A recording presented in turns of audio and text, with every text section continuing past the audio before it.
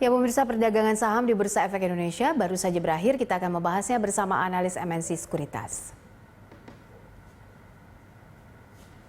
Ya, untuk membahas bagaimana pergerakan IHSG sepanjang hari ini, kita sudah terhubung bersama Rudi Setiawan, analis MNC Sekuritas. Mas Rudi, terima kasih sudah bergabung bersama kami. Tadi kita lihat bahwa akhir perdagangan IHSG ditutup melemah di akhir pekan ini. Apa saja sentimen yang mempengaruhinya?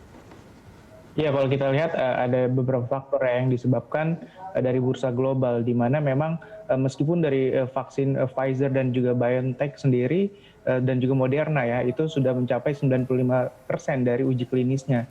Namun adanya keputusan lockdown di New York dan juga Los Angeles ini menyebabkan market dan juga para ekonom khawatir tentang ekonomi yang terjadi di global dan juga di dunia ini, apakah akan mulai bisa untuk pulih, karena kalau kita lihat juga dari klaim pengangguran di Amerika Serikat melebihi dari ekspektasinya, di mana klaimnya sendiri ini kurang lebih 742.000 atau lebih buruk dibandingkan dari yang diestimasikan kurang lebih 710.000.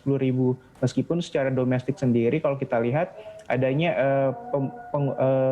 dari suku bunga 7 days rate repo ya yang menurun kurang lebih 25 basis poin menjadi 3,75%. Itu yang memang sebenarnya bisa mendongkrak IHSG kembali berlanjut di akhir Jumat ini, Mbak Poppy.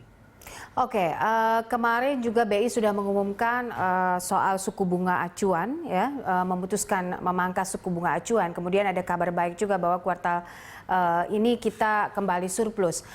Apakah ini tidak bisa menahan laju pelemahan dari IHSG untuk pekan ini? Ya, sebenarnya kalau kita perhatikan IHSG kita sudah bergerak cukup signifikan, di mana memang sebenarnya sebelumnya IHSG kita berada di level 4.900 sampai dengan level 5.100. Penguatannya sudah cukup signifikan sampai dengan 5.500 bahkan sampai 5.600. Jadi wajar sekali untuk di akhir pekan ini beberapa investor melakukan profit taking sehingga IHSG kita pada Jumat ini mengalami pelemahan dan juga diiringi dengan net sell asing. Meskipun secara pekan ini kalau kita perhatikan asing masih melakukan net buy kurang lebih 1 triliun nilainya, Mbak Poppy. Oke, kalau kita lihat IHSG kan diprediksi ini bakal menguat begitu hingga akhir tahun di level 6.000. Seperti apa menurut MNC Sekuritas sendiri prospeknya dan katalis positif apa saja yang bisa mempengaruhinya nanti? Ya, kalau kita lihat memang saat ini para ekonom dan juga beberapa negara saat ini terus mengupayakan dari vaksin bisa sampai 100% uji klinisnya, di mana adanya vaksin sendiri ini yang bisa satu-satunya kunci kembalinya recovery ekonomi secara keseluruhan sebelum adanya pandemi. Dan juga memang kalau kita perhatikan juga dari beberapa data makros di domestik ya, di Indonesia sendiri sudah mulai mengalami pemulihan.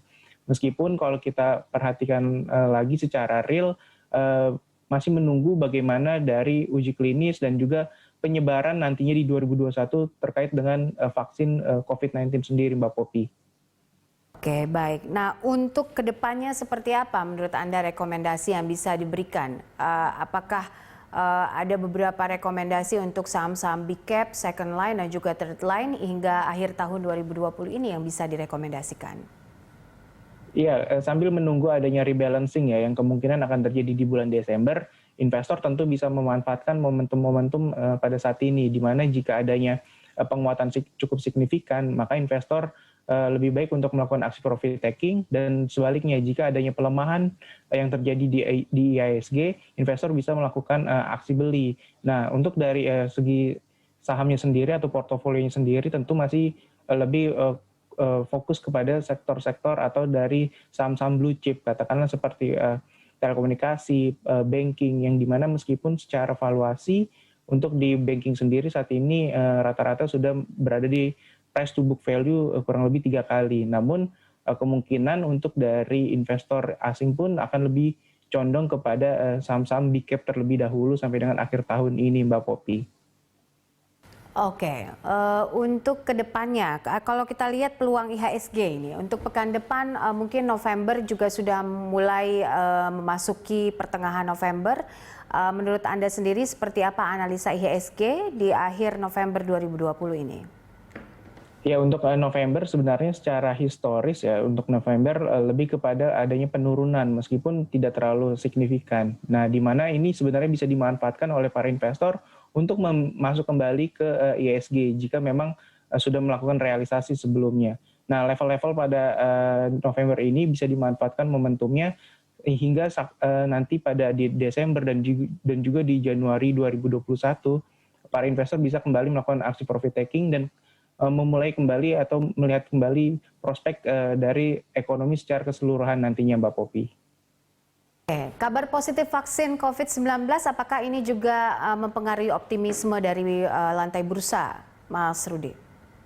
Iya tentu ya, karena kalau kita lihat saat ini Indonesia sebagai salah satu negara dengan penyebaran COVID-19 yang tertinggi, di mana kalau kita perhatikan hampir perharinya itu lebih dari 2.000 orang untuk penyebarannya.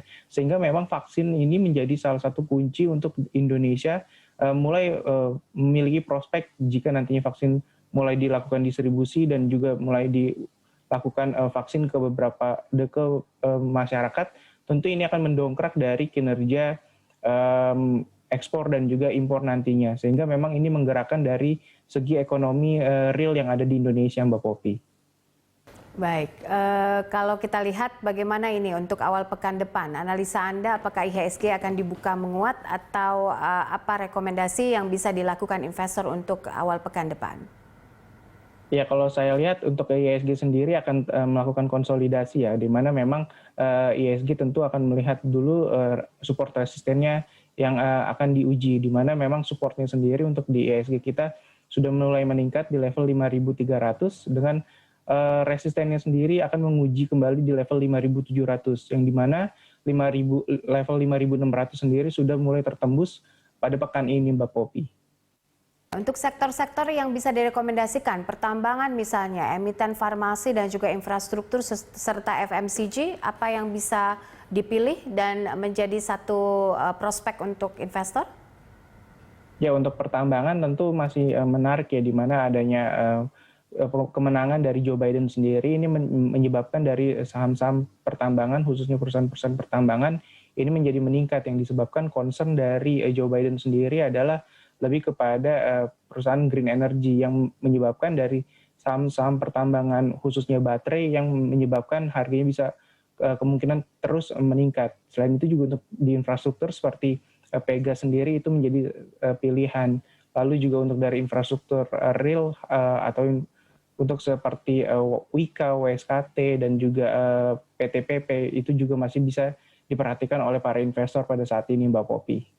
Baik, terima kasih Mas Rudi untuk analisanya dan juga waktunya bersama kami dalam Closing Market.